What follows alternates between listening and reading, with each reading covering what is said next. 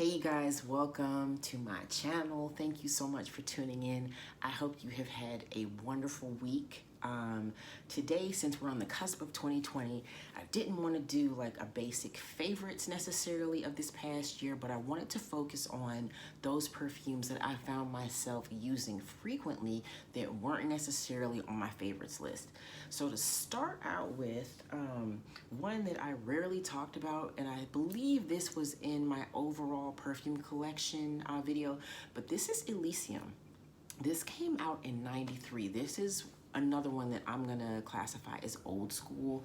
I feel like Organza, Cinema, those are some of the ones that I like that I kind of put in this family, like a soft, spicy, but aquatic and ozonic kind of at the same time. I got this as a blind buy, which worked out very well for me. Reading the reviews on Fragrantica, folks absolutely loved it. I was like, this sounds absolutely beautiful, because I was looking for something aquatic and it did not disappoint. So pretty, and I don't give this enough recognition at all. I wore this frequently over this past year because for me, it was appropriate for work. I did have to be light-handed in terms of, you know, the office, but you know, on the weekend, just hanging out, it's absolutely beautiful, and this lasts the whole day. You're gonna smell it almost as intensely as when you first spray it, as you will toward the end of the day. It's absolutely beautiful. So this is Elysium by Clarins, and this came out in '93. Old school, but I love it. All right. Next up for this past year, something I used frequently. This is Scarlet Larkspur. This is by a perfume designer. Her name is Ineke, I-N-E-K-E, and this one was from her Floral Curiosities collection. I absolutely loved it. This was an acquired taste for a lot of people based on the reviews I read on Fragrantica. It has cardamom, nutmeg, cherry, and claret wine are some of the notes in this, and I can see that this is something that would not necessarily work for a lot of people, but for me, I loved it right off the bat. And I got a backup of this because I loved it so much, so I pulled this out frequently this past year. For 2019, Scarlet Larkspur was definitely one that was one of my favorites that got a lot of use. So by Annick, and this came out in 2011, and I absolutely love it. All right. Next up over here, we have Chloe. Who doesn't love Chloe? I'm sure there's some folks that don't. I don't know who they are, but easy, simple to wear. Wore this to the office often. Pretty floral. And while I am not a rose person, one of the main notes in this is white roses. This works really well.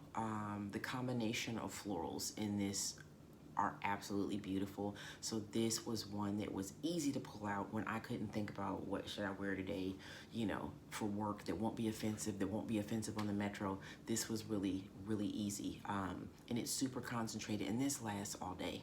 I love this one. All right. Next up, we have one of my mainstays. This is Livia Belle. This is the Absolu version. Beautiful, focused, heavy on the tonka and the praline in this particular version. This is my favorite out of all the flankers, and I might love this just a little bit more than the original just because, you know, the sweetness is intensified in this version. Love it. So this was a mainstay for 2019. Over here next, we have another mainstay, Loukhoum by Keiko Mecheri. This one came out, I want to say, I'm not sure what year this came out. I want to say 2011, but this one, again, is an acquired taste for a lot of people. It has a note that some people like to refer to as like baby oil. I can understand why they say that, but for me, the almond, the marshmallow, the honey, they trump the kind of baby-ish powder smell in this. For me, I love it, and I did get a backup of this. So, you know, over the year, this was one that I pulled out pretty frequently. So, Loukhoum by Keiko Mecheri. This was a fave for 2019, got a lot of use. Running out of room on the table over here. All right, next up. Now, Senorita by Salvatore Ferragamo. I know a lot of people have this. This was another one that was really easy for the office, but I want to try the flanker. Is it Mysteriosa? I want to try that, and I heard it might be just that much sweeter.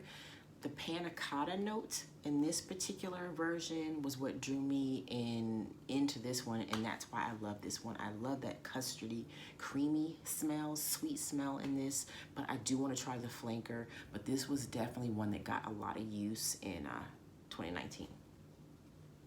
Got a couple more here. Okay, Jo Malone, Nectarine, Blossom, and Honey. I love it. I don't like a lot of Jo Malone's fragrances just because a lot of the notes that she puts together, they don't work for me. This one worked right off the bat. Love the name. I had a feeling I would love it even before I smelled it. Love it.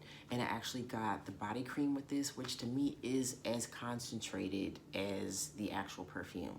So this one was easy for work. It's just super pretty, super concentrated. Didn't quite love it enough to get a huge bottle, but you know, it's so concentrated, this is gonna last a long time. So this was frequently used over 2019. Jo Malone, Nectarine, Blossom, and Honey. All right, got one more, and I'm gonna call this an honorable mention for the remaining days of 2019. Right now, there's like 1 or 2 days left. I will say that because this was a blind buy. I absolutely did not love it when I first got it, but I've been wearing it over the past week and I have grown to really, really like this and appreciate it. So I'm gonna put this as an honorable mention as something that has been frequently used for these last couple weeks of 2019. And I will say that on its own, the dry down, it did do a Play-Doh thing, but even on the back end of the Play-Doh, as it dried down, it was just soft. It was soft vanilla and musk, and the almond definitely came out. But I did mix this with a Lush Vanillery, and then it was so pretty because I had a basic vanilla perfume that I was mixing this with, but the smokiness and almost the muskiness in the Lush Vanillery, it worked really well because this is a very soft, light scent, Vanille Exquise by Annick Goutal. All right, so thank you guys so much for joining me. Subscribe if you like. I appreciate you guys, and have a great week, and the new year's coming up. I wish the best for you all, and I'll see you in the next video.